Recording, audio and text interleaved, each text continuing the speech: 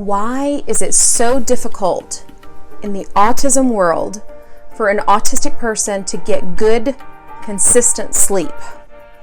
It is absolutely the case at our house.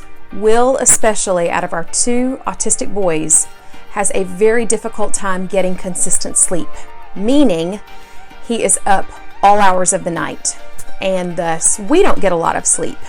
So stay tuned and I'll tell you how it works at our house. It is 4:30 in the morning and we're having sleep issues again. Both boys are awake. We just have to sit in here with them until they start to feel better, go back to sleep, and then we either get up and get going with the day. You can tell he's tired and he wants to go back to sleep. Sometimes their sleep is just off from everybody else. Normally at night we lock them into their room. It's okay, Bubba. It's okay. See, now you're making the other baby upset.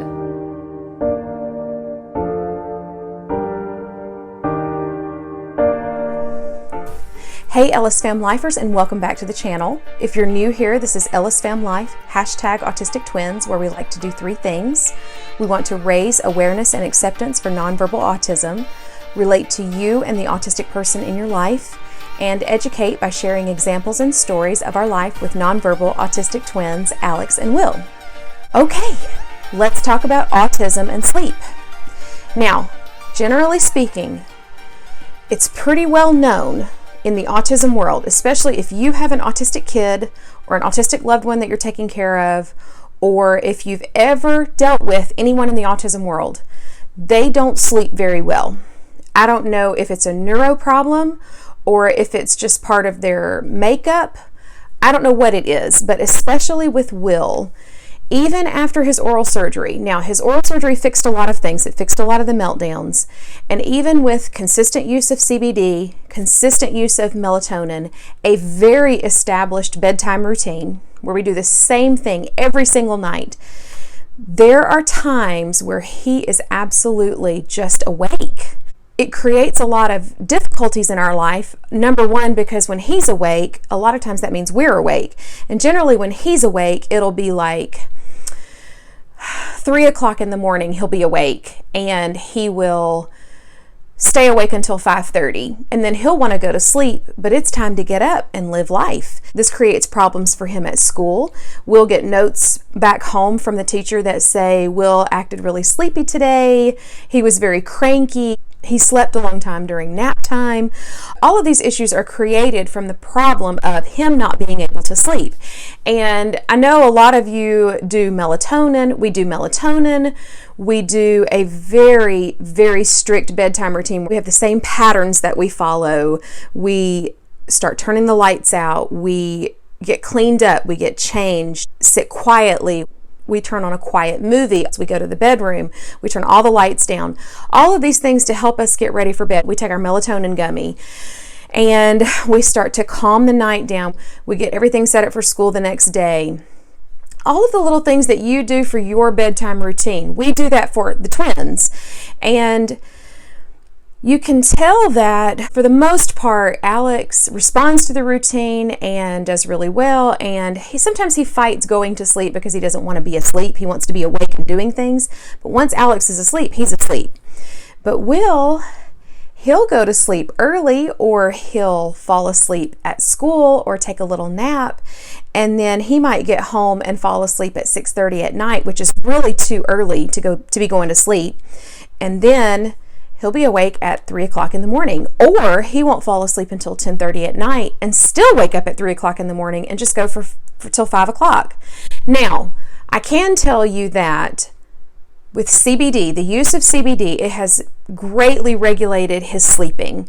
And I've noticed that the times where we have the most problem sleeping is when we have a change in routine. And specifically in the last couple of weeks, I've noticed it with daylight savings time where we reverted back an hour. It completely wrecks our whole week, the week after.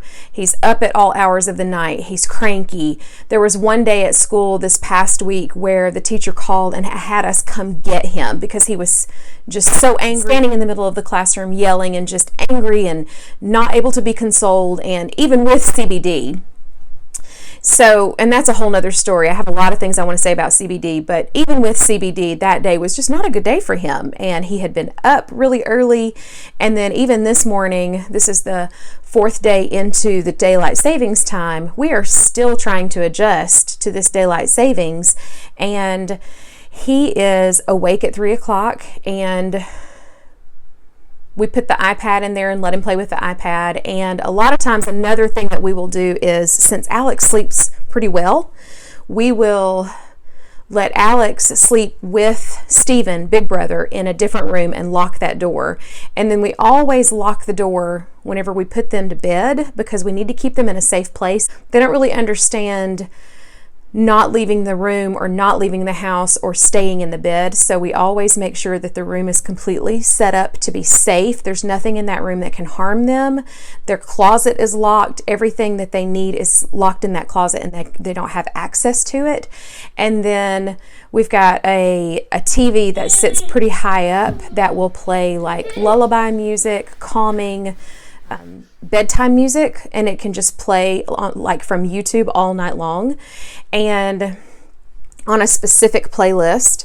And then we can lock Will in that room by himself, so that even if he wakes up in the middle of the night, he is completely safe. He has a sippy cup, something, a little snack if he gets hungry, because sometimes you can tell it's related to being thirsty or hungry. And so you kind of just set those things in the room, have them ready, have calming music playing, and then lock him in and keep him safe so that he's in that room by himself and he's not disturbing Alex. Because if we leave Alex in there with him and he starts getting wild, then Alex wakes up and just the meltdowns just explode exponentially. They feed off of each other, and then it's very difficult to get them calmed down. So we can kind of tell when Will is going to need a few nights by himself, and we will get Alex to sleep in the other bedroom with Big Brother, who has an extra bed, and then we'll lock Will in by himself so that he can just be alone. He's safe, but he's alone, and he can be contained. And that way, we found that if we can lock him in, keep him safe from himself included, keep everybody else separate, then we can actually go back to bed, because we will just let him cry it out. He learns to self-soothe, even if he's got to have a fit, if he's got to pitch a fit and and melt down a little bit, he's by himself and he's safe and he's separated from the rest of us. And sometimes he just needs to be in a quiet place so that he can calm down.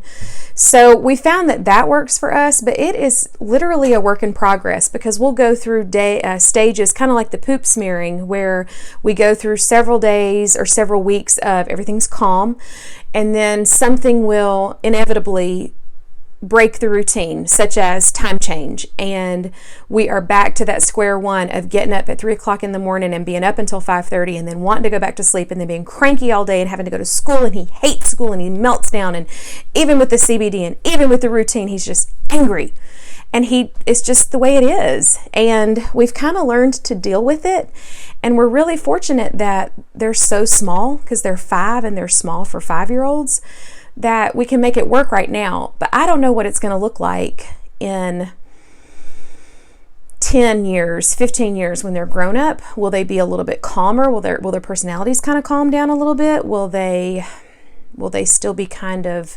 cranky, and will they mature? Even though they're nonverbal autistic, will they still mature? I hope.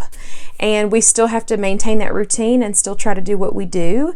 And the big boys are obviously a great help in keeping that routine maintained and helping maintain order and balance.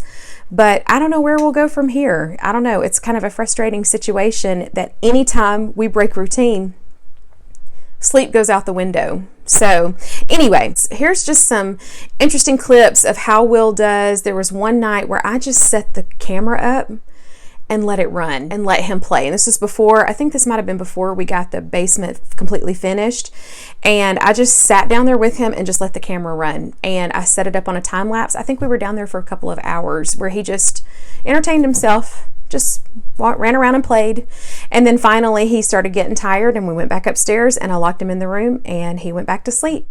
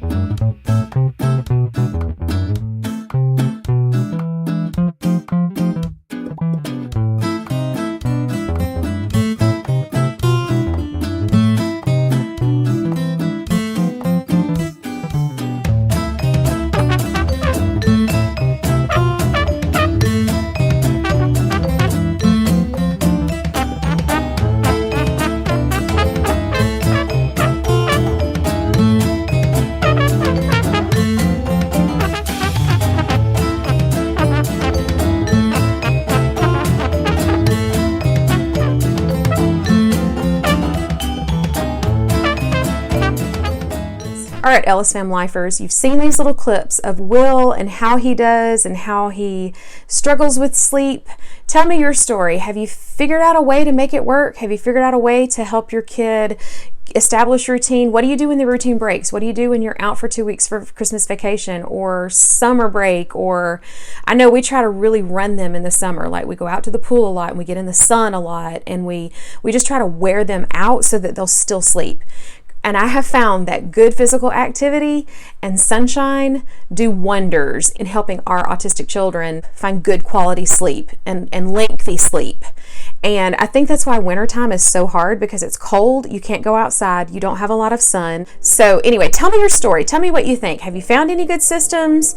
What works for you? What hasn't worked for you? What did you try and you just were beating your head against a brick wall because you were so frustrated? I want to know the details. If you liked this video, be sure to give me a thumbs up. If you haven't already, consider subscribing to the channel. Ring the bell for notifications. I usually release videos on Saturdays. Be sure to follow us on social media. Facebook is EllisFamLife #autistictwins and Instagram is EllisFamLife_autistictwins.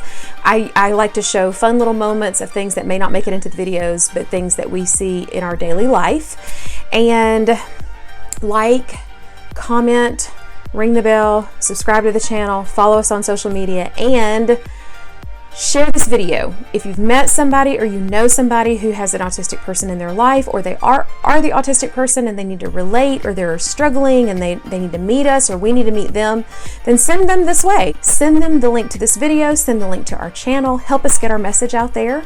And thank you all so much for watching, commenting, subscribing, all of the things that you do. We could not do this without you, and I look so forward to hearing from all of you, especially the people that I've really connected with and the people that have left comments and encouraging words and good advice and, you know, all the things. So anyway, thank you all for watching. Like, share, comment, subscribe, ring the bell, follow us on social media, and as always, I look forward to next time.